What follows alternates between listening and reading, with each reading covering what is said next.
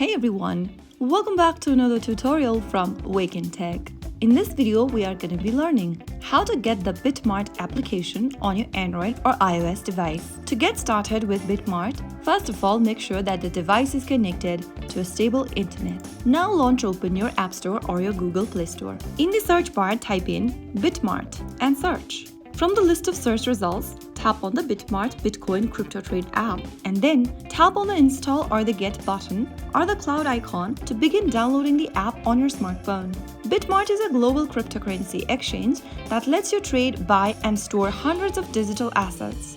To manage your account on the go, BitMart provides an official mobile app that works on both Android and iOS. After waiting for a couple of minutes, the app will be downloaded on your device and you'll be able to launch it open. Once the app is installed, tap on Open and you have successfully downloaded and installed BitMart application on your smartphone, whether you are using Android or iOS. Now you can go ahead and sign up for a new account if you don't have one, or if you're already on BitMart, then you can tap on the login button and sign in with your credentials. So that is how you can easily get BitMart application installed on your smartphone.